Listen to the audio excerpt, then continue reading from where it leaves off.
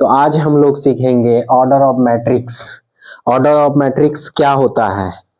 I hope कि आप लोग इससे पहले पिछले वीडियो देख चुके होंगे कि व्हाट इज मैट्रिक्स क्या होता है। बेसिक हम लोग मैट्रिक्स का बातों को समझे थे। चलिए आइए उससे आगे हम लोग डिस्कशन करते हैं। तो उससे आगे से डिस्कशन करने से पहले हम लोग क्या करते हैं, थोड़ा सा समझ लेते हैं मैट्रिक्स होता क्या है। और आई होप कि आप सभी को आता होगा। ए है और ए कोई मैट्रिक्स है 5 √3 1 2 -1 2 5 6 7। ये कोई मैट्रिक्स है और आप सभी को पता है मैट्रिक्स का सिंबल ऐसा हो या फिर ऐसा हो, ये मैट्रिक्स ही कहलाता है। और मैट्रिक्स के अंदर क्या होता है, एलिमेंट्स। और एलिमेंट्स क्या होता है, एक ऑब्जेक्ट्स होता है। ऑब्जेक्ट क्या होता है, कोई नंबर होगा या कोई फंक्शन होगा।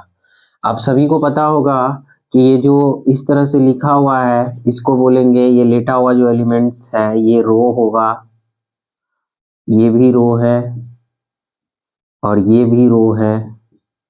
ये मैंने R2 R3 क्यों लिखा है, ये R1 होगा, ये R1 R2 R3 कहने का मतलब first row, second row, third row. इसमें जो ये क्या है, वर्टिकली एलिमेंट्स जो है इसको बोलेंगे कॉलम। क्या बोलेंगे, कॉलम। तो इसको C1 बोलेंगे, क्यों, क्योंकि ये जो है आपका फर्स्ट कॉलम, ये सेकंड कॉलम और ये थर्ड कॉलम।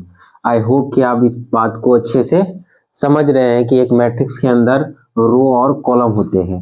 अब कितने रो होंगे कितने कॉलम होंगे, तो ये तो डिसाइड करेगा आपका क्या, कि कितना मैट्रिक्स कितना ऑर्डर का है। आज उसी चीज को हम पढ़ेंगे, ऑर्डर ऑफ मैट्रिक्स किसे कहेंगे।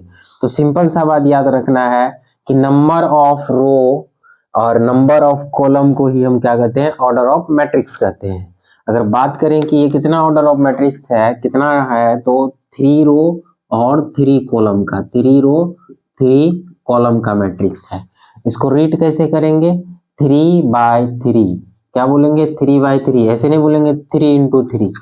ठीक है, आई होप आप इस चीज को समझ गए होंगे। Number of row 3, number of column 3, इसीलिए इस ऑर्डर कितना है, ऑर्डर ऑफ मैट्रिक्स जो है 3/3 का है। कितना है ऑर्डर ऑफ मैट्रिक्स का, 3/3 का है। तो इस तरह से हम इसमें कह सकते हैं कि order of matrix equal to order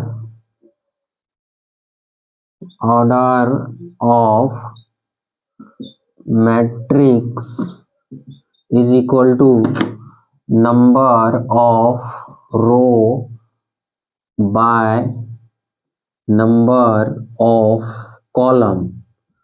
I hope आप इस बात को अच्छे से समझ रहे हैं।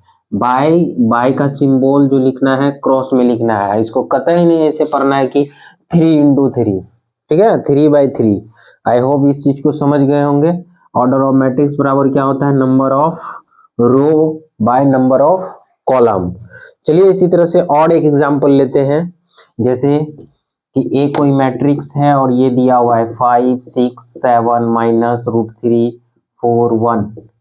तो आपसे पूछा जाएगा कि बताइए इसमें से रो कितना है, इसमें से कॉलम कितना है। तो आप सभी को पता है ये जो है first row, second row, third रो।